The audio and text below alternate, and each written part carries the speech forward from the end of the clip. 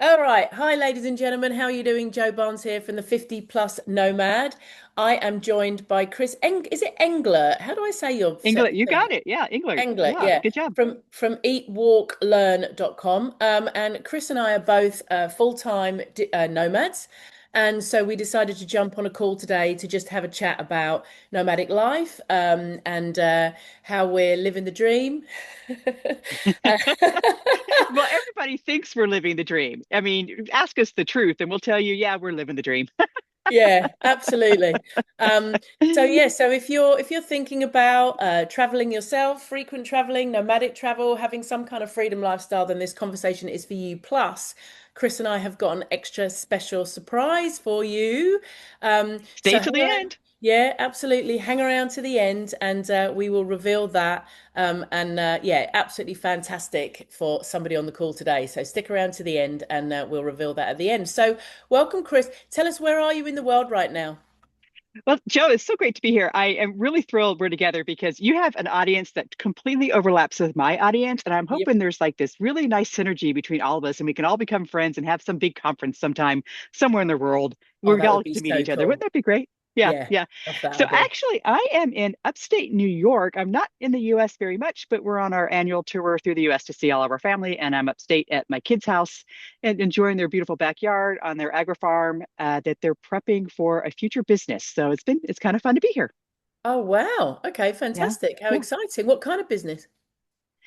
They want to do farming and flowers and fruit and vegetables and meals and a dance studio and an art studio. They're Wow, super creative kids and they have this really interesting business plan that they're working out. So we as brilliant. parents get to come and pressure wash the house and paint the bedroom. I said, give us a list, because we don't own a house. So Yeah, sometimes it's fun to do house chores. And so we've got house chores to do this weekend. And yeah, it's kind of fun. yeah. It's kind of Kind nice of to fun. do the parental thing. Yeah. Yeah, Sure. enjoying it. Yeah. Well, I'm currently in Vancouver, in Canada, and I'm house sitting. So I'm just adding that quickly into this chat right now because I have a bit of a vocal dog. So if all of a sudden some barking starts up in the background, please do excuse her. She's gorgeous. She's a German Shepherd Husky cross, and she's very Oh, lovely. wow. But she's Does she have the mixed eyes, the blue eye and the green eye? actually she does not. No, no, no. Oh, interesting. No, Interesting. she does not. But she's absolutely beautiful. I mean, she's a gorgeous dog, but she's just very vocal. Um, Well, you're following us because we were just in Vancouver on a house sit as well. So went from Vancouver to here. So I hope you're getting to enjoy the post World Cup joy in Vancouver. Why don't we actually start on house sitting, actually? I think that's probably a good Okay. place to start, Chris. Let's have a chat about house sitting because House I sitting. yeah, I think there's pros and cons with house sitting, and every time I speak about house sitting, um, I do tend to um, kind of promote the benefits of it, as in it's Yeah. fantastic because Yeah. you're going to a place you don't have to pay rent because you're looking after somebody's house. You're obviously, babysitting their pets, and if you love dogs, then that's a double whammy. Great, because dogs are gorgeous, and it's a little bit of puppy love. But it's Yeah. not all champagne and roses, is it, Chris? There's Yeah. definitely Yeah. some commitment. So, what's your view on house sitting? And I think you do house sitting like we do house sitting, where it's a mutual exchange of services. So there's no money given. We No, stay for free, they get free house sitting. So we do that through trusted house sitters. I think you do the same thing. we do the same Um, thing. Steve and I, my husband, we've been house sitting for 6 years. Mostly we do it in the Western countries where things are expensive. So Australia, Europe, US, Canada. We did some in Mexico. Yeah, And it's fabulous. When we first started, the reason why we did house sitting is because we wanted to save money. And you truly do save money. I mean, I don't want to dismiss that it's a money saver. We saved like $20,000 last year house sitting. mm, So there's that. But then after 5 years of Airbnbs and hotels and friends' backyards or friends' backs, the guest room in friends' houses and stuff, it's kind of like, I just want to be in a house. And house sitting is a nice, comfortable place. It's got good mm. knives in the kitchen. It's got a comfortable bed. It's got comfortable couches. So there's so that's why we still do it for saving money, but now we do it for comfort. Comfort is the Yeah, reason why we do house sits. But having said that, though, I mean, you do talk about. I mean, a lot of people will say the reason why they don't house sit is because the pets keep you from being able to do things. So, like if you have a cat, if you house sit a cat, that's generally I mean, cats are pretty easy, but dogs, usually most dogs need a walk in the morning and the walk in the evening, which means automatically you have something you have to do every morning and every evening. For us, that's really not a big deal. I mean, we usually get up anyway. We usually go for a walk in the morning, and now we just have a dog with them, and then with us, and then in the evening, we often go for a walk after dinner, so we're just walking the dog. So like, it doesn't really hamper our daily activities, but it does hamper our freedom to do other things while we're in a location. Like you're in Vancouver, right? Yeah, So when we were in Vancouver for 3 weeks, we had two dogs and we couldn't like run up to Whistler because it's just a little bit too long of a yeah, distance that the dogs couldn't be by themselves for that long. Or, we couldn't run out to BC for the day or go take a ferry over to what's the name of that place it's got the cookie bars, the ferry in Vancouver, the, sh- the the Winama. the Um, shipyards over to North no, Vancouver. no, no, Is that what no, you mean? No, and no, but that's Granville another example. Island. But there's No, no, it starts in Manama. don't know. All you people in Vancouver that are now knowing what we're talking about, please write down Right. below what we're And talking about. But I need to know so that I can go and see yeah, it yeah, myself while I'm here. they make these dessert bars. They're like three layers. There's chocolate and cream and like graham cracker or something. They're delicious and Oh they're only wow. sold on this island.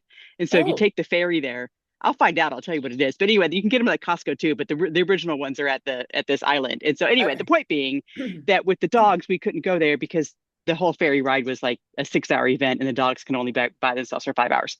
But Yeah. other than that, I don't know. What do you think? What are some of the things that you think are that that you would dissuade people from house sitting?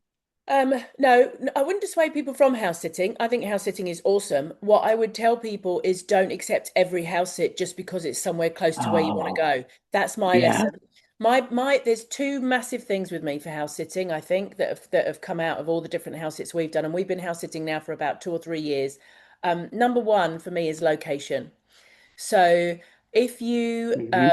when you do the interview for the house sit, you need to find out where they are and how far they are from the places that you want to go and see. So for instance, this house sit that we're in now is ideal because we are a 10-minute walk from Commercial Broadway, which is five Right. minutes into downtown Vancouver. Yeah. So the dog can be left for about 4 or 5 hours. Um, I I mean, the owners of this house, it was super laid back. They were like, "Oh yeah, she'll be fine. 4, 5, 6 hours. Don't worry too much." As a previous dog owner myself, when I go and house sit, the dog always, for me, the dog is the most important part. That's why we're Right. here. We're Right. here to look after Right. the pet. That is the primary Hmm. thing. And dogs don't like to be left on their own for hours and hours and hours on end. They like company. So I don't, it annoys my husband, but I don't like to leave the dog for more than about 4 to 5 hours max. Yeah. So Yeah. the fact that we're 5 minutes from downtown Vancouver means we can literally go, get on the train, go down. I can even get the ferry across the shipyards. We can wander around. I can work from Yeah. a A coffee table over shop. there overlooking the Hmm. water. I can get out the house. It's really nice, and I can see Vancouver and everything because I'm minutes away from it. When you get a house sit, like we house sat in London, we were in Dulwich Village, which is just a beautiful part of London, and it saved us thousands of pounds. I mean, Yeah. I don't regret doing it. It was amazing because we were there over winter and over Christmas. Um, but you're a solid 40 minutes to get into town, and if you can only leave the dog for 4 or 5 hours, all of a sudden that now Hmm. becomes quite challenging. So Hmm. for me, I think having done it over these years, the biggest one for me is location. Um, and then the second one is the walkthrough, because I've stayed on some really dodgy sofa beds and, had no space and stuff like that. So those are the two big things for me now. So when I now do a house sit, I'm a lot more discerning about the house sits that I do because I want to make sure A, they're in a good location, and B, it's Hmm. going to be comfortable when we get there. So they're my two big things. Yeah. Yeah, don't settle. I mean, don't get urgent and anxious that you're not finding a house that just takes something bad. That's really great advice. Um, I'd add one more piece of advice to it is if you're going to be using transit, which most of us do as nomads because we don't own cars, and a lot of times house sitters will let you use their car. But if you're in the Yep. situation where you have to use transit, get on Google, make sure you understand where the bus route is and how far the bus is from your house. Because if you ask an owner where the bus is and they're drivers and they've never used the bus, they just know there's a bus station down the way and oh, the Yeah. bus comes all the time. Yeah. Down the way is like 2 miles away and all Yeah. the time is every 2 hours. Yeah. Yeah. So make sure you qualify and you you triangulate that information, or otherwise you'll end up like you've got, 40 minutes away in Yeah. London and you can't do anything with it. So Yeah. yeah, that's great. Yeah. Yeah. But overall, And I that, mean, but yeah, that being said, it's a fantastic yeah, way to go yeah, and see places and not, and like you, we tend to do it like I wouldn't go and house sit in Thailand, for instance. I mean, first of all, I mm, don't think there are any over there, but you don't need to because you can get super cheap mhm, accommodation. So right. like you, we do it in, the Western countries Yeah. where it's more expensive and I, certainly, you don't want to be spending out that kind of money if I'm just going back to England for a couple of weeks. I don't want to be yeah. paying And I always tell people if you're going to be in the UK anywhere it. at Christmas time and you're paying in a hotel, you have completely missed an opportunity because there are more houses available during the holidays in the Yeah. UK than probably any other time of the year. So Yeah. if you want to be in London for Christmas, you got the pick of the litter on house sits. So go for it. Absolutely. Yeah. Yeah. Yeah. Um, so Chris, just tell us, how long have you been a nomad now and what led you to that life? What kind of started you off Yeah. as a nomad? Ooh, I feel like we're the old guys now in the nomad space. Steve and I, we've been on the road 5.5 years. We launched in May of 21. And we went all in right at the get-go. We sold our house, sold our car, everything in it. We don't have a storage unit. We don't have a box at mom's house. All we have is two carry-ons and two carry-ons and a plan, as my book says. But two carry-ons, two backpacks, and that's it. So we travel 100% full time. We don't have a boat hole. We don't have a little something some over here. It's all on the road all the time. We love it. We've been around the world a couple times. We've done 65 countries, I think. I mean, I count countries because I think it's interesting, but I'm not a country counter. Yeah, I mean, I'm not opposed to going back to the same place 7 times because I like it. Some people don't like to do that, whatever. But it's been fabulous. It is the best lifestyle. I can't even imagine not having it. I mean, at some point we'll come off the road, but that's not this point right now. sure. Yeah. So no, What about you no, guys? no signs at all of stopping then. You're just loving the journey. I mean, my husband is 66, I'm 59. I mean, at some point, the actuary tables tell us we're going to slow down and have to figure something out. I mean, I'm not going to deny that that will happen. I don't feel personally that that's going to happen because I think I'm Superwoman and I'm going to be able to live forever and my body's going to last forever, but Yep. it won't. So, I mean, we're starting to look at plans of where we would live outside the US when we do decide to slow down, when we get to those slow go years. We're thinking it's probably going to be Greece, somewhere in Europe, most likely. Yep. We have to work out the visas and the Schengen rules and all that. But I think at some point we will slow down and then, have some sort of place that we vacation and travel out of for a Yep. while until we don't travel at all. But that's probably a 5 to 10 year timeline, I would think, at Sure. least.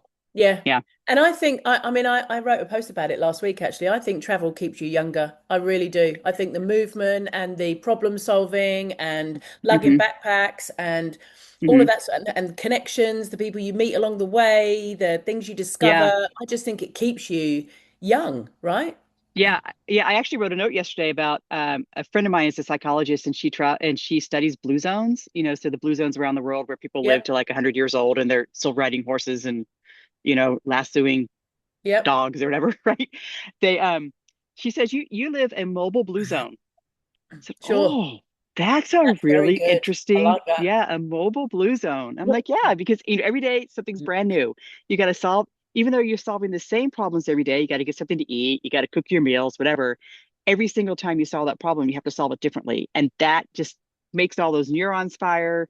We used to, when Steve and I had our married life in Denver and we're doing our careers and so on, the way it's very unique. We would, when it came to cooking dinner, we shared weeks. So if it was my week, he was off, and it was his week, I was off. And what that meant was if it was your week, you were responsible for going to the grocery store, generating the grocery list, buying the groceries, cooking the meal, clean the dishes, unloading the dishwasher, taking anything that had to do with the kitchen. Your week, you did everything, and the other person did nothing. So you Okay. got a little vacation from the kitchen, right? Yep. And it worked for us. I mean, there's a lot of people look at us like, oh, you don't like to cook with each other. That wasn't the point. I mean, I guess when you're in your career and you're busy and you're doing the busyness of your career, if you can get a break from something, you Yep. take the break, so that's how we manage that. Anyway, fast forward, we're now in our nomad life. And actually our kids asked us last night, they said, do you still swap off your weeks? he said, actually, no, because going to the grocery store is an adventure now. Yeah. It's like an Yeah. activity. It's just this wild, crazy, thing of going to the grocery store in all these countries and figuring out how to Yeah. read labels and finding the peanut butter or finding the lettuce or whatever. It's not the same in any grocery store once you leave in the US. They're like, you know where it is in Safeway and you know where it is in Albertsons, but when you go abroad, you don't know those things. So Uh, it's fun. It's an adventure. And then, we come home and we cook whatever the local thing is we got. And, that's a big part of our day now, but it yeah. certainly is much different than what it used to be. Yeah. Yeah, no, So, absolutely. I completely mhm. agree. The amount of time you spend, and so many times as well. Like we just were traveling through Brazil and Colombia recently, and you go into the supermarket to try and figure out what you want to buy, and there's no Wi-Fi in the supermarket. So as you Yeah. get out Google Translate, you can't use it because, and you have to go back out of the supermarket to open your Google Translate on the street where there is Wi-Fi to go back into the supermarket to figure out what it is you're looking at. I mean, it's a whole. It's a whole thing. It's a whole But then, thing. I mean, you think, what did we buy the other day? Oh, we thought it was butter and it ended up being some sort of like cottage cheese or something, and you're just like, whatever, okay, so now we're having lasagna with cottage cheese instead of ricotta, whatever. I mean, Yeah, you just figure it out absolutely. and you roll with yeah, you just roll with it, and it's just part of the adventure. It's an You know, we adventure. actually, we actually we call this thing, you guys might do this too. And we're very proud of this. We call it, actually, some friends of ours, Stephanie, who I can't remember the name of her channel. Anyway, she coined this term, and I need to give it to her. She calls it the MacGyver meal. The MacGyver meal. So it's the last two or three meals that you're in your accommodation where you've got like a half a jar of peanut butter, Yeah. seven, beans, and a piece of coconut and a pineapple, and you somehow make a meal out of it. Yeah, Because you we can have sleep eaten the in your most high. strange concoctions when we're in those last few days where you don't want to go and buy anything new. Yeah, and you're just trying to Yeah, get rid of. Yeah, absolutely. I 100%. But it keeps yeah, the mind sharp, right? It keeps you totally, totally. creative and thinking and keeps Yeah, the brain cells going. But you guys, you've done a lot of walking. You've done a lot of exploring on foot, right? I mean, that's part of your yeah, brand, Eat, Walk, Learn. yeah, yeah. Eat, Um, walk, learn. So, Tell us about that. the What's your sort of entire philosophy around walking and exploring and all the rest of it? What's yeah, behind all of yeah. that? Thanks for that. So, I believe walking is a platform for life. Like, if you're not walking, you're not enjoying life. I mean, on your feet, experiencing the world at 3 miles per hour, you're just having a completely different experience than if you're on a bike or you're in a cab or you're in a bus or in a plane or whatever. It's a completely different experience. So, right before we launched, it was really important to us before we left the US to make sure that we left the US loving the US. And we already loved it, but we wanted to just kind of seal the deal. So we did this 50 hikes, 50 states project where for 2 years, every month, we flew to somewhere in the US and we hiked 3 states in that weekend. So we did Wow. one hike. Yeah, we did one hike in every state. So we could do all 50 states in a 2 year period. It was actually the second time we got to all 50 states. But anyway, we did that. So you'd And hike 3 states in a weekend. yeah, so Give me an this is kind of one of example. those. Yeah, so this is kind of one of those quirks of American airports Okay. that, and the way the geography of how the state borders work, a lot of the airports are near a tri-state area. Okay. Okay. So like Kansas City, you have Kansas, Missouri, and you could either go north or south to, Iowa or Michigan or Illinois from there, or you can do Illinois, Indiana, and Michigan together. So we figured out the geography of where, Okay. and we flew on Southwest. So we figured out where the Southwest airports were. We Yep. figured out how to do, and we really tried. And amazingly, all the airports were always within 2 mile or 2 hour drive of the other state. Yep. So on a week, we'd fly out Friday morning, we'd hike 3 states, we'd fly home Sunday night or Monday morning, or whatever, and get our 3 states hiked. So it was, and then we drive in between, and the drive was also very interesting because it allowed us to see parts of the US that we wouldn't have seen. So Yep. anyway, that kind of took us into our nomad life, where we really try to make sure we're always hiking and walking everywhere we go. So I mean, we will walk before we take an Uber, we will walk before we take a bus. We kind of have a rule of, if it's less than 2 miles, we're going to walk it. Yeah. just for like errands and running around the city and stuff. And then we're always looking for hikes. We've done a lot of the long distance hikes. We've done the Camino a couple times. We've done the Fisherman's Trail. We've done the Via Transylvanica. We've done a bunch of hiking in Australia and New Zealand. And that's really kind of what, as we're deciding where to go, we'll figure Yeah. out, oh, where's a good hike or where's a multi-day hike. And but we're not backpackers. We're not going to throw up a tent. I mean, we're going to be in an inn every night. I mean, we're old, damn it. I mean, I'm Yeah, not going to I sleep get on the it. ground anymore. And No. so we always make sure we're in a hotel or an inn or something every night. So we'll pay to portage our luggage if we need to. But it's just a great way to see the world. And then if you get to a community, if you're in a community long enough, you can get on Facebook and find the hiking group in the community, Yeah. and then you go join the hiking group to go experience. And then it's a double win. You get the hike in, and you go Yeah. meet some people, and then those people invariably become your friends, and they invite you to go do other things, and then boom, all of a sudden you have community someplace just because you went on a hike somewhere or a walk Sure. somewhere. So yeah, it's a brilliant way to get to know the world. Do you feel like you're pretty fit then, Chris? I mean, from a hiking perspective, do you Um, we did a hike called Chapada Diamantina in Brazil. mhm. And I don't consider myself as hugely unfit. I probably don't exercise as much as I should, but I'm only in Yeah, my early 50s. I've got slightly dodgy knees, but other than that, I'm pretty good. But I found that really hard. I mean, they were doing some up mountain hikes here, yeah, which I really, yeah. really struggled with. So the hikes you do you tend to look for very specific hikes, or do you feel like, no, I'll take on anything? Yeah, no, I think in the past we used to be climb to the top of the mountain type people. I mean, actually this past winter we were in Patagonia and we hiked up to the top of Mount Fitzroy, which is the big, if you know the Patagonia logo, the peak on the Patagonia logo Wow. is Mount Fitzroy. Sure. Beautiful, gorgeous. But we got up there and I'm on my poles and I thought I'm using my poles way too much. If a pole were to break or something, it would be a hell of a hike to get me off of this island or this Yeah. mountain. So we're moderate hikers. Yeah. Anything we recommend, I mean, we really and even on the 50 hikes 50 states project, that was all moderate hiking. We're Yeah. moderate hikers. The only reason why a hike will be difficult for us is because of distance. Yeah. Like the Camino. I mean, the Camino. Everybody thinks about the Camino. The Camino is actually a really easy hike. There's not. I mean, all the elevation changes are pretty moderate. What makes Yeah. the Camino hard is just the discomfort that you come across and the distance. It's not, I mean, there's a couple places that have some elevation to them, but in general, Yeah. it's relatively a moderate hike. So we're Yeah. always looking for moderate stuff. Not much elevation gain. Like a matter of fact, we're going to the Dolomites in September.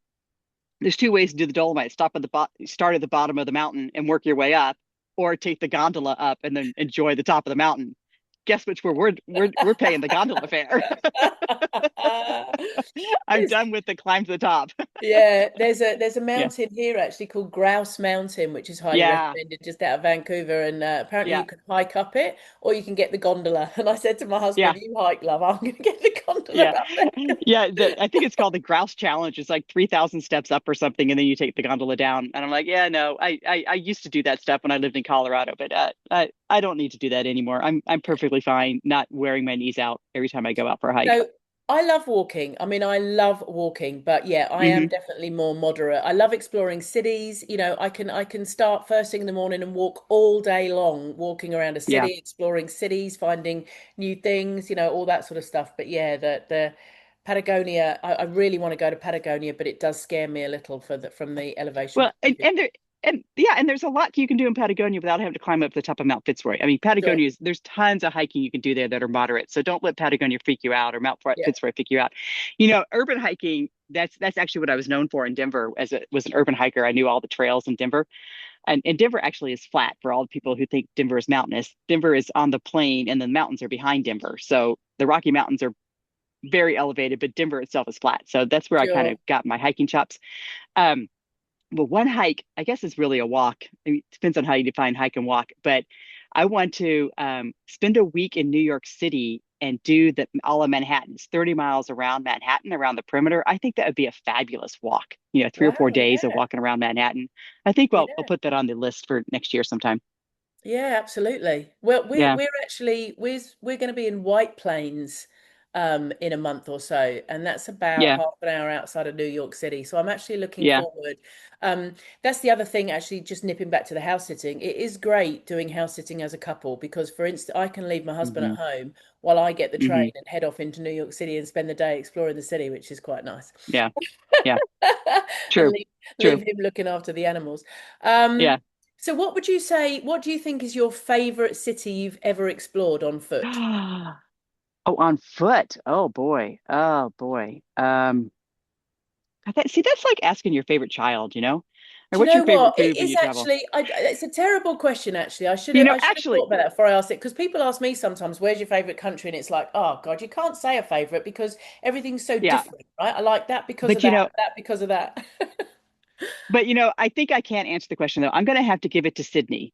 So that Bondi to Manly Beach hike along the coast there, Sure. I mean, well, Australia is so fantastic because the the the outdoors are so accessible. There's just this huge invite all over Australia to get outdoors, and their parking is readily available. Buses go everywhere. It's just so easy to get outdoors, and there's so many trails everywhere. So, how far is like Bondi to Manly is like 6 miles or something? I can't Mm. remember, Yeah, but it goes through the city, and it's along the coast, and it goes along the beaches, and it goes up into the little towns, and it goes through the center of a village, and then you're down on the beach again. I mean, it is so beautiful. sure. I'm gonna give it to Sydney. I'm gonna Wow. say Sydney. Yeah, yeah. Fantastic. So I haven't done Hmm. that one. I've been to Coogee Bay in near Yeah. Okay. Bondi, but Yeah. yeah. Um, so what would you say are some of the things that you love most about being nomadic then, Chris? I mean, what surprised you most about living this way? And I'm asking you that because we're very new nomads. We've only been Yeah. nomads for 5 months, and we're just sort of finding our feet in this nomadic world. And my Hmm. husband and I are currently jiggling the difference between slow travel and fast travel. So he's more of a slow Hmm. traveler. I Hmm. personally prefer a bit more, buses, vans, four by fours, throw the backpack on, get to the next destination. I'm sort of I'm in that zone at the moment, and he's a bit more sort of, no, let's stay somewhere, let's bed down for a month or so, let's um, find a place and really immerse ourselves in it. Tell us a little bit about how you and Steve travel and what your favorite type of nomadic travel is and what you love about it. Well, you kind of hit the nail on the head in that you can do anything you want. Yeah, That's the best part of it. It's just the freedom of and a lot of people say the freedom is difficult, because they want some rules and regulations and rigidity, or, they like, they're coming from a 9 to 5 job, and all of a sudden to not have a schedule can be a lot of anxiety about that. But anyway, I love it. I love the freedom. I love that we can do anything we want any time, and we can change our mind at any time. And the cost of changing your mind, I mean, you might lose a non-refundable reservation or something. Is it going to make me have to go back to work that I left $100 at a table on the table because I didn't stay in a hotel room because I changed my mind? No. So, I mean, I'm not here wasting money. I mean, I'm trying to plan ahead and make sure I'm making decisions that I can stick with that are good. But I love the freedom of being able to do it. Now, we I always laugh about this because when we were planning our nomad life, our original plan was we were going to uh, go for 2 years, and we're going to see 24 places in 2 years, one place each month. So we had 24 places picked out. We were going to do 24 months, and then we reassess what we were doing. Well, sure. we have not done that at all. I mean, we originally thought we were going to leave and go to Costa Rica, and then my kid was just graduating high school, and we were waiting for her decision on where she was going to go to college, and that was going to trigger where we went first based on where she went to college. We Yeah, thought she was going to stay in the States. We would drop her off in the States somewhere, then we go down to Costa Rica, and we'd start this 24-month yeah. plan. Out of the blue, she decides to go to school in Dublin, Ireland. So all of a sudden we're dropping her off in Dublin, Ireland. Well, we're not going to go from Dublin down to Costa Rica. So we launched from Dublin, and then off we went on our adventure. But Sure. the pattern that tends to work the best for us is probably, if you look at it from a year basis, probably 6 or 7 months of the year, we are in one place. So we go for a month someplace, and then we do some fast travel or some moderately slow travel, like 2 weeks here, 1 week there, three In the days here, same whatever. country, do you mean, or the same No, well, area? it No. depends. Like if we're in Europe, we might Yeah, stay a month in Stockholm and then go to Norway and Finland, as yeah, part of our geographical traveling, right? yeah. Or maybe if we're in Sweden or we're in Stockholm, and all of a sudden we see we need to go up to I don't know, down to Malmo. Then we'll go down to Malmo.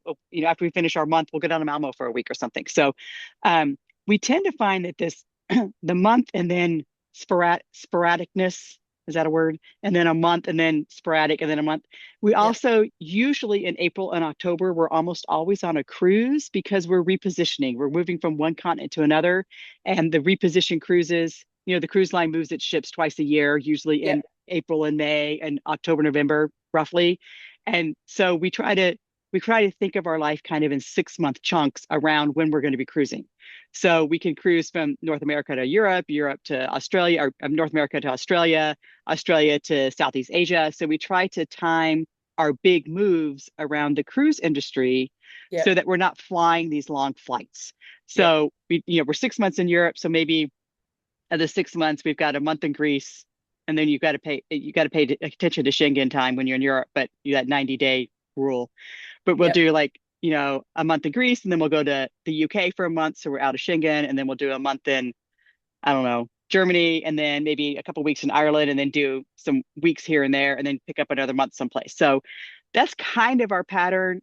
I mean, you could, don't don't go to Yeah. the Sure. the bookie Sure. and bet on it, but that's kind of our pattern.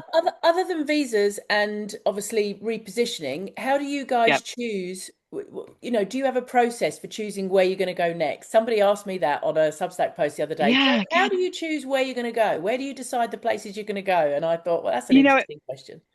and it really, and so I think, so I did a post a couple of weeks ago about the life cycle of a nomad, where the first year, and it was based on a 5 year cycle, and it was years, but it could be weeks. I mean, it depends on what your pace is, right? But so the first year you're all excited and you make a ton of mistakes.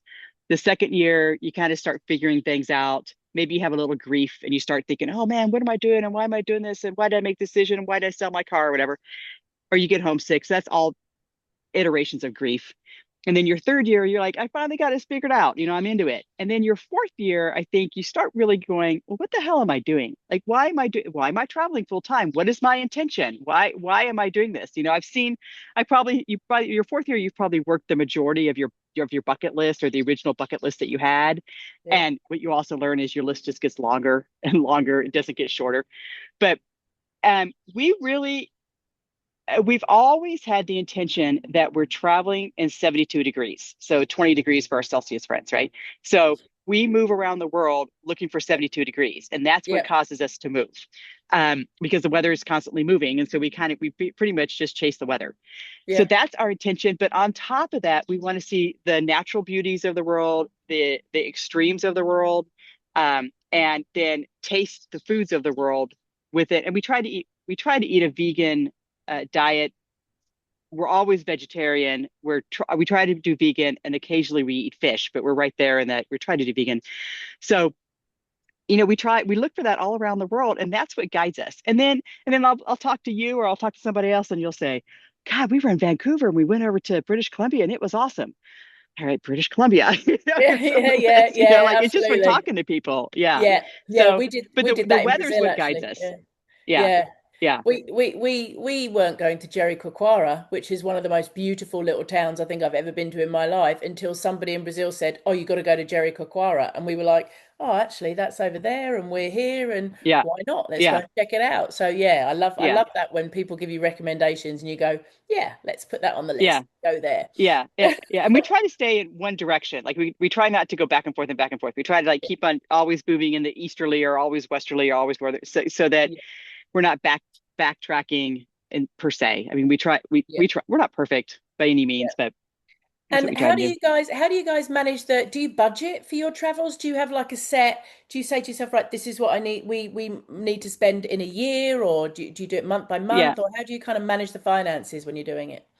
Yeah, so our fiscal year actually is June 1st to May 31st because we launched on June 1st. That's the only reason why. And so we Yep. track to that type of calendar.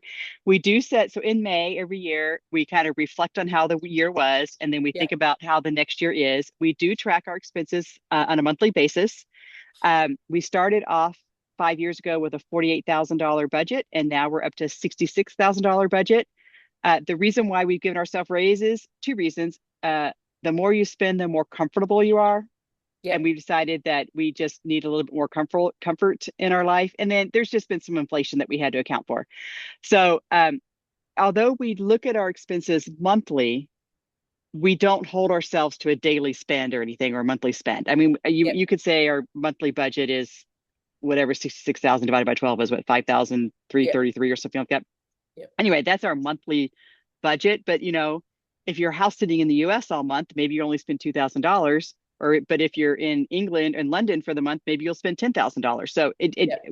if you and we do every year we do a video in May about our expenses, and we have a ton of graphs and a ton of expenses. And one graph I really like is our year and then what we spend each month. So it's like this, Yep. but at the end of the year, it's still $66,000. So, and we accrue in the moment that we spend it. So like if in June 1st, I'm buying a cruise for November 1st, we can account for that in June. So June may Yep. look really expensive, even though we didn't spend any money per se, because we're all Yep. spending it in the future. So Yep. Yep. anyway, yeah, Yeah. but And $66,000, that gets us around the world pretty easily. that's pretty good. And I mean, I know you don't touch on this subject. I talk about funding freedom because I have all my little Yeah, businesses, my little business interests that I have on the side. I know that you were an incredible investor, and you managed to save a lot of money through your years, didn't you, to help you I with your did. I did. travels. Yeah. But I Yeah. also, sorry, go on. Go ahead. I Well, was going to I say was you supposed also to, write books and stuff now, so I want to just touch yeah. on. We're going to move on to that now with your books and your Substack and all the rest of it. And I was just wondering how much of that now starts to contribute towards your travels, or whether you're still just doing it purely from your savings. Yeah, so it's a great question. So I have my three books right here: Dun dun Two dun. Carry-Ons and a Plan, The Nomad Life, and Wenderlust Wisdom. There's a three-part series about the first part is how you actually become a nomad. It is a to-do list that's 150 pages long. It's our story about how we did it, and then advice on how you can do it. And then Nomad Life is actually the first 3 years of our nomad life and all the stories that happened while we were traveling, including the house sitting. And then the last book is all the other nomads that we've met and their stories about how they do nomad life, so that proving that one way is not the only way. So these three books are for you. But to answer your question, Joe, um, the revenue that I make from the books and from Substack and YouTube and so on, our YouTube channel is really popular. We have like 20,000 followers on our YouTube channel. That's just money that people want to give us because we're producing content. It's Yep. not a job. I don't think of myself as a digital nomad. The money that we spend is money that we have earned and we put into retirement. And these are our Yep. retirement funds that fund our life. So the money Yep. that that comes from this, well, now I'm going to take a day trip up to Whistler. I wasn't planning on doing that, but now that I've got 27 cents, I'm going to go up to Whistler, So, Sure. um, Yeah. yeah. Yeah. And unlike you, where you're still working and you think of yourself as a digital nomad, I I think do. I Yes. do not. I do not think of myself as a digital nomad. I'm just a full-time traveling nomad that happens to Full-time have a traveling couple nomad. side gigs. Yeah, Yeah, yeah, no, I haven't been as sensible with my investment plan, so yeah, I can't retire quite just yet. So yeah, I have two or three businesses on the side, but we'll get to that shortly. But let's talk about what made you decide to write your books, though, Chris. I'm writing a book myself at the moment. I'm very excited to start publishing some books over the next 10, 20 years of my traveling lifestyle and funding freedom and all of that sort of stuff. So great. talk a little bit about you and your writing process and what made you decide to write your book. And is it something you love doing? Are you going to carry on doing it? Are there more books in the offing? I know you're currently publishing Kindling on Substack, so just talk us through your process as an author. Yeah, thanks for that, Joe. So, five, well, so we launched, so 7 years ago or so was when we started thinking about launching. And then 5 years ago, we launched more or less. And 7 years ago, there was nobody. This is like right at COVID or right before COVID, 2019. So, nobody, I mean, the digital revolution, the digital nomad revolution was just starting. It was in its infancy. I mean, COVID really made the digital nomad stuff take off. But Mm, there was no information out there. There was no like, how do you domicile? How do you get rid of your stuff? How do you sell your house? What do you do with taxes? How do you do your mail? How do you tell your kids? How do you convince your spouse? Like all these things that happen to become nomads, there was nothing out there. So so as I was doing it, I was taking notes. I thought, you know what? Then as we started to launch, I thought this is really, really valuable information. I mean, one of the Two Carry-Ons and a Plan has a whole checklist in the back of it of all the things you need to do prior to launching, and then it tells you how to do them. And none of that was out there. So I thought I'm good. And then I had a Facebook group that I had started, and all these questions were coming into the Facebook group asking me how we do it. And I'm thinking, I'm not an expert. And the only reason why I was an expert is because I had just done it, but Yep. nobody else had done it yet. So anyway, so that's kind of what I've always been a writer. So I thought, well, I'm just going to start writing this. And then that's how this 3-part series resulted, is because of questions from people asking, well, what's it really like, your nomad life? And are there other ways to do it? And your way doesn't fit how I want to do it. How else could I do it? So that's where that all came from. While I was writing it, my husband says, you need to write fiction. I'm like, oh, I don't want to write fiction. Like fiction. And then after I finished these books, I thought as we've been traveling, we've met all these nomads. And nomads are fascinating. I mean, we're all have these fabulous stories that are just over the top, like what they were doing before, why they became nomads, how their life as nomads. I mean, it's just fascinating. So I was thinking about all these people we met, and I thought, well, I can't write about them personally. I couldn't do like a nonfiction about Joe Barnes, right? That's just not cool, right? Yeah. But so I started thinking about all these characters I could create from all these stories to make one character. That this person did this and this person did this, and those things make a really interesting character. So that ended up creating my newest book, which is Kindling. And Kindling, it's actually based on a true story. So what happened was, we were in Bucharest, Romania, and I left my Kindle in a hotel room. And I don't realize until we're halfway to Sofia that I've left it. And I don't know if you with your Kindle, it's like me, I take a lot of notes, I annotate a lot of things, and I hadn't backed it up because the backup feature was broken.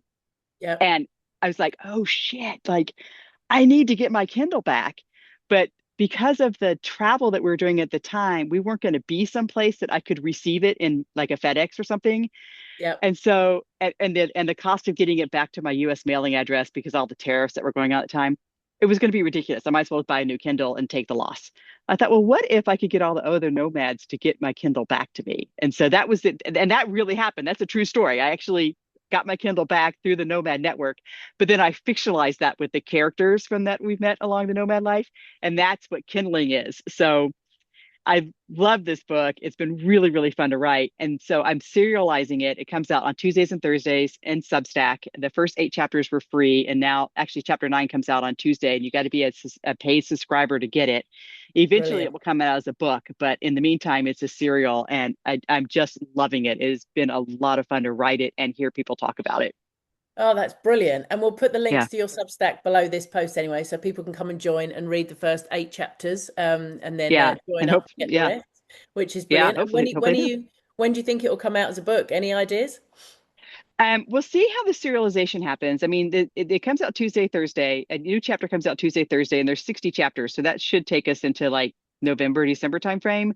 Yep. But if people start losing interest, or the serialization's not working, or, I mean, this is a huge experiment. I've never done anything like this. So Yep. if I start getting feedback and people are just like, I don't like the pace of the serialization, or I want more, I want less, or I'm getting too many emails, or I'm not getting enough, whatever feedback I get, that might modify when I decide to release it as a book. But right now, I'll probably release it next year sometime after I compile all the Sure. feedback from the serialization, or it might come Yeah. out earlier. Just depends on what happens. Yeah. I've seen some great comments though. I saw a couple of comments last week. A guy going, "Oh my God, Yeah. I love this story. I love this bit where so and so did this or whatever." So it's clearly going Yeah. down well, right? Yeah, yeah, and it's been fun because there's a lot of me in the book. There's this whole set of characters, Colleen and Connor, who meet at a boarding school in high school in the 80s, and they end up falling in love and getting married and so on and so forth throughout the book, and they become nomads. And their story is really interesting but it's based on the school that I went to. I went to a boarding school in Arizona, and so the scenes and the sets and the characters in there are all pieces from my life. So it's kind of Excellent. fun to watch. And actually, I shared the book with my alumni group, and they're like, "Oh my God, I remember that people. I remember those scenes. You brought me back to Brilliant. my life." So Yeah, yeah. it's been a lot of So fun to write. talking about Nomad networks, because you said that Yeah. obviously you got your Kindle back through the Nomad network. How does that work for you then? Are you part of lots of different groups? Are there forums, Facebook groups? How do you connect with other nomads around the world? So I run a Facebook group. It's called Nomad Life, Eat, Walk, Learn, and there's about 5 or 6 thousand people in there. It's a small group, but it's a super, super intimate group. a lot of people know each other in the group. So once a week we post where we are. People reach out, hey, let's go. Hey, I'm in Bangkok. Let's go play pickleball. Hey, I'm in Vietnam. Let's go get some banh mi, whatever. So people definitely share and get together and meet up. I have more friends and genuine friends, not just acquaintances, genuine friends that I've met through my Facebook group. And we now schedule time to go travel with each other. We have virtual dates with each other as couples. I have girlfriends that we have weekly chats with and just talk about what's going on in our lives and stuff. So I think that's probably my husband's biggest fear when we launched was isolation Sure. and language gap stuff. Yeah. And because the only language he speaks is English. He's learning some Spanish and he knows and a little bit of Greek, but he was really concerned about that. And for language issues, first of all, and then just not having other birds of a feather flock together type of thing. He was just really Mm. concerned of not being able to find like-minded people. We're everywhere. I mean, the nomads are everywhere, and Yeah. we tend to generally like you're in Vancouver now. I was just in Vancouver. That's not really a coincidence, honestly. We're Yeah. all tend to.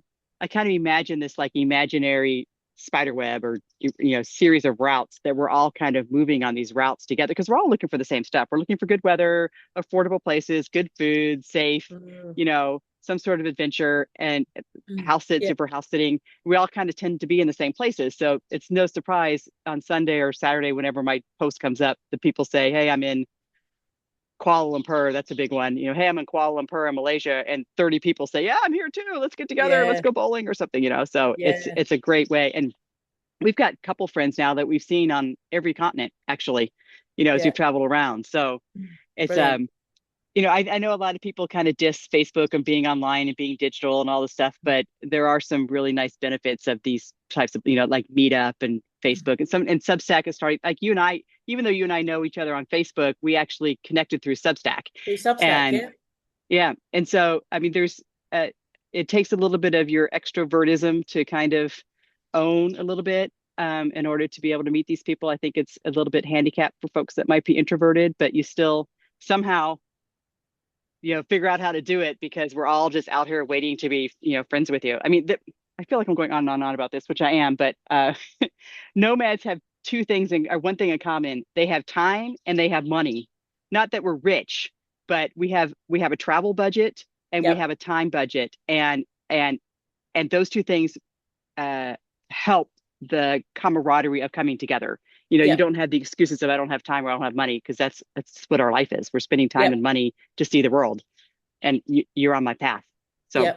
And not yeah, only that, I think just because of our personality, which is curious and we want to hmm we want to see things and learn things and experience things, it makes us very naturally open-minded and therefore incredibly friendly. So even yeah. for the people out there who are a little bit introverted, you're no ma we are going to be naturally super friendly and um oh, what's the word I'm But looking for? Where you're going to pull people into your community. If I yeah, find yeah, somebody who's on their own, I'm naturally magnetic. going to say, "Hey, come and join us. Come and sit with us. Come and if they Yeah, want to. Very yeah. inclusive. But Very inclusive. That's the word I'm looking for. but your cards that you gave me a set of your cards, and I've absolutely loved them because yes, those right there. I can't remember what they're called, but you'll do This your big, picture in just a this second. big travel challenge. Yep. Yeah, they're fantastic because even I'm a super extrovert, but even people who don't have the desire to go talk to strangers like I do, those cards are fantastic because you can be sitting in a square somewhere in Europe or wherever, pick one, and kind of looking at the cathedral, going, I'm a little like I'm just another cathedral. How can I make this place interesting? And then you just pull out one of the cards, and you're like, oh, go talk to the person over there and invite them for coffee. The card told me Yep. to do it, so I'm going to go do it. It just makes Yep. it just turns the day completely upside on its head. It makes it fun. So a quick description of what Chris is talking about. So this is one of my businesses. This is my e-com business called This Big World. I sell these on Amazon. They're called This Big Travel Challenge, and what they are is they are scratch off travel challenge cards. So what you do is you pull out, there's 50 cards in a pack, you pull them out, you scratch it off, and you go and do the challenge. And it's really fun stuff like This is a good one. I love this one. And I actually, even though this one is scratched off, I use it again and again and again because I love it, which is walk before breakfast. Wake up early, walk for 30 minutes before you eat, and notice how the world feels before the day begins. And then there's a little spice it up section on the bottom if you want to kind of take it to an extra level. And this one says, set off before sunrise, if safe, in brackets, and don't stop until the streets start buzzing. So it's that sort of thing. And there's things like ride the local oddity. So go and find the weirdest thing you can go and ride that day. It might be a camel, it might be a tuk-tuk, it might be a Or weird even a bicycle. tram or Yeah. whatever. Yeah. There's other ones here. Buy a tiny joy. That's a good one as well. I did that one in Matera in Italy, where you can go and you just go and buy something that really reminds you of the local area, tiny little souvenir for $5 or less that just remind. And I bought like a little chicken whistle thing that they made locally in Matera, and it just I gave it's on my daughter's shelf. And so it's all things like that, going out and eating different breakfast foods, or pointing at a menu and picking a food that you don't know what it is and just saying let's give Yeah. it a try. So it's all little things like that just to sort of spice up traveling and all the rest of it. And the link will be to this below and to Chris's books, but don't go anywhere because we do have a special surprise for you at the end of Surprise this. coming up. Yeah. Yeah, I um wanted that one of your cards that I really liked. I don't know where we were, but it was something like eat the world, or eat the Eat world where four you are, or something breakfast like that. foods from Yeah, different yeah, worlds where you are. yeah, Yeah. yeah. That was a lot of fun. Yeah, we had a Yeah, good time doing that. I mean, So, my husband eats everything in sight, so that's really easy for him to go to four different places and eat like a burrito and then something else and then something else from four different you know, countries. I I struggle don't with think that, but I don't think you have this card, but when I lived in Denver, I used to do this hike once a year. It was called Six Ice Creams in 6 Miles. And so we would walk a 6 mile. There's so many ice creams in Denver. You would walk I had a 6 mile route, and we would stop and eat ice cream at every ice cream store. And it was just, it was just this ridiculous way to just enjoy ice cream and give yourself permission to eat ice cream. And by the yeah, time you got to the last store, you're like, I can't even eat it. can't have another You ice can't eat cream. a whole scoop. So by the third year that we were doing it, everybody would get just the mini size at each location so they could get all six by Love the it. time we were done. Yeah. So Um, so Chris, before I wanted to ask you about Substack and stuff like that. We'll get onto that. But before we do, I'm just curious about you and your husband, Steve. So how have you guys navigated nomading together? Again, I go back to the fact that my husband and I are new on this journey. We're only 5 months in. It's been very revealing about yeah. how we move forward. But with you and your husband, how have you found it over the last few years? How has it improved your relationship? How have you navigated your differences? That sort of stuff. Just take us through a little bit of that. I think the one thing that was really shocking that we realized is actually about 7 or 8 months in, probably about the time that you guys are right now, which is no surprise. At the beginning of the conversation, you kind of tell me some things that you guys are working through. Yeah. But um, prior to launching, we both were working, and the typical day was in the morning we had coffee, we went to work, in the evening we had dinner, we walked the dog, we went to bed. Like there was not a lot of conversation per se, Yeah. except like the daily chores of the day. You kind of get into a rhythm after you've been together for a while. We had to develop a completely new communication style, and we had to learn to communicate about everything. Everything. I mean, it just, we learned that there was so much communication that needed to have, and the tension and the stress and the anxiety that we were having with each other was because we weren't communicating things that we just assumed the other person knew or the other person understood how to handle. There was just all these assumptions we were making about travel and daily life that, because we weren't communicating about it, stress was appearing. And Yeah. so we literally just had, I mean, even like where the fork was in the kitchen, you know, I mean, in our house, we knew where the forks and silverware was, but then if one person would go in the kitchen and find all the things, and then the next person would go in and they have to do the same hunt again because it's a whole new kitchen. And we found that if we just shared where the fork was, it just made their life 2 seconds easier. And Yeah. just those little things that we never would have talked about before, we figured out we had to start talking about. Yeah. So that was that. So our communication is much, much, much better as a couple now, I think, than ever before. But it took a lot of work, and it took a lot of understanding.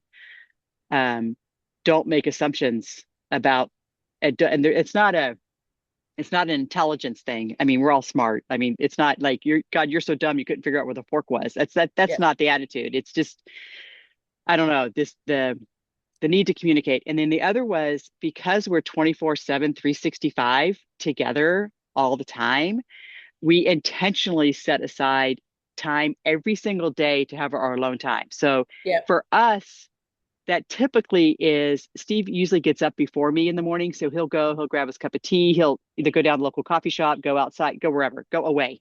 I mean, even if away is just the other side of the studio apartment, and then I wake up, I usually just stay in bed. I go on my socials, I read my Substack, I read the New York Times. I just have my time to digest my morning. And then we come together and we talk about our day and so on. We don't even like even if we're both awake at the same time, we don't even really say good morning and give the morning kiss. We just kind of like ignore is not the right word. It's just we're giving Yeah. ourselves our space. And Protect your then when space. we're Yeah. both ready, we come together. And I Yeah. think this 24/7, 365, I mean, it doesn't matter how much you love your spouse. Good God, it It's can wear tough. you out. Yeah. It's tough. It's really tough. Hmm. Yeah. I get cabin fever very, very quickly in houses, Yeah. hotels, whatever. So I like to get up and get out. And I need my space in the mornings as well. I'm a real morning space person. I'm fine by the Yeah. afternoon, evening. I'm all golden. Let's go, let's do stuff. But that morning period, I'm like, oh, I just need my time. I need to breathe. I need to get into the day. I need to go and have a coffee somewhere or a cup of tea, and I just need me and my time. And yeah, so Hmm. that's challenging when we're staying in a small hotel or a small house or whatever. And we're just reaching that stage now where we're talking to each other about that. And I agree with you that communication is absolute. If you can talk to your partner or your husband or your wife or your spouse or whatever, whoever you're traveling with, I think that communication, that being able to discuss how you feel really honestly and openly with that person is the key to success. Because if you can't have Yep. those conversations, it's going to be a struggle. Hmm. Yep. Yeah. Completely. You've nailed it. Yeah. All So, right, we are really heading. I've been chuntering away with you here, Chris, and we're heading to run out of time here. But I just wanted to quickly shine a light on your assets that you have online, where people can come and get information about what you're doing. So oh, you've got thanks. your Yeah. Substack. Right. So, yep. We'll So put on all the Substack, links below this. Yeah, yep. So on Substack, Kindling comes out on Tuesday, Thursday, and every Wednesday I write a newsletter about what's going on in the Nomad space. Often it's a social topic, sometimes it's just a logistics topic, but there's always something that everybody finds interesting in the newsletter on Wednesday. I have a Facebook page and a group, so just look for Eat, Walk, Learn over on Facebook. And then I'm on socials everywhere, but I'm most active on Substack and Facebook. And then I have a YouTube channel. Every YouTube Sunday we channel. come out with an episode on YouTube about nomad life. My husband and I, everybody loves Steve. Everybody, they come for Steve, and I just kind of sit there and go, "How are you so famous?" Anyway, and then Who does the main editing in that for that? How long does that um, take for you to do your YouTube videos? um, we probably spend what I used to do it all, and then I had when I started getting more into the writing and the publishing, Steve took it over. So Steve probably spends 5 to 10 hours a week on putting a YouTube episode up. Sure. And then we have a website, eatwalklearn.com. On there, we have over 300 places to go give you insight into traveling, and then all kinds of information about the FAQs people have for nomad life, how to get started, how to domicile, how to use your mail, all the things. They're also here, again, back in the book. But if you want to be on a website, you can go read them on the website. It's different content, same content, but different Yeah, style of how the different information is approach. Yeah. presented. Yeah. So yeah, and then uh come find me. I follow you and I respond to your comments and I'll interact with you. So if you ask me a question, you will actually get an answer back. So I look Yeah. forward to anybody that wants to interact with me. Fantastic. So, Chris and I have got a fantastic surprise for everybody who's hung on to the end. Thank you so much for watching this video. Yep. We are doing a giveaway. You get a chance to win the Ultimate Adventure Bundle, which is all of Chris's books, which are, take us through them, Chris. Yep. Two carry-ons and a plan. Nomad Life and Wanderlust Wisdom. They make a three-part series. Start with this one. You get all three of them along with with Joe's cards. This big travel challenge cards. You get a set of Yeah. these cards, 50 scratch off cards to make your next traveling adventure even more adventurous. And the great thing about the cards actually is you can even do them in your hometown. So if you haven't Yeah. actually explored your hometown yet, you can take these cards out and you can have so much fun just on the weekend with your friends or your family or whatever. So yeah, you're going to win these cards. They're currently on sale for 24.99 on Amazon, and you're going to get them completely free along with Chris's Yep. 3 amazing Nomad books. So that's And just fantastic. yeah, you can get the books on Amazon for 9.99. They come in ebook and print. You will win a printed copy, a printed copy. So, anyway, and Fantastic. you have to have a U.S. mailing address. You can be anywhere in the world, but you have to have a U.S. mailing address. And we need to hear from you by August 8th. Now, how do you win? You got to answer a question. Joe, what's the question? The question is, aside from money, what's the biggest thing stopping you from starting your own nomadic or freedom lifestyle? So Right. Chris and I know that money sometimes is the stumbling block, but there's something else a lot of the times when you're becoming nomadic or thinking about changing your lifestyle and taking on this kind of freedom lifestyle. So what is the biggest thing that's stopping you from starting other than money? We'd love to hear from you. So I'm going to put that actually in the post below. I'm going to put it underneath this video, so you can have a read of that, have a good think of it. Come and comment on the post, and then on August the 8th, or just after August the 8th, Chris and I will go through the comments and we will pick somebody who we love your comment and we love what you've said. We will pick you and we will send you, we'll contact you directly. You'll then be able to give us your address and we will send you your fantastic free gifts. Yeah, and we'll send them through mail. So we have to be able to have your mailing address. So if Yeah. you don't want to give us your U.S. mailing address, sorry, we need to find somebody who will give us your U.S. mailing address and comment below. I can't wait to read these comments. It's going to be so much fun to read the comments. I They'll be know. hard to pick. Be hard to Yeah. pick. Yeah, Yeah, no, it will. It will. Because yeah, but I'm really interested. I mean, I'm really curious about what does stop yeah. people from wanting to go out and do it. So it'll be fun to read them and yeah, can't wait to send out this fantastic package. So thank you so much for listening, everybody. Thank you so much for tuning in. Chris, it's been an absolute joy chatting to you today. It's been so much fun, and I can't wait till we meet in person, actually. I can't wait I until we're crossing our paths somewhere and we can take a photo and stick it up and say, here we are together. yeah, totally. Thank you, Joe, for having me. I really can't believe we haven't met each other, but we will. I mean, it's inevitable that we will meet each other. Can't Inevitable. wait. I love that you invited me today. I love that we have shared audiences, and I can't wait to meet some of the people in your audience too. So I'll see you again soon, Joe. Yeah, will do. Thank you so much. Thanks for joining us, everybody. Till next time.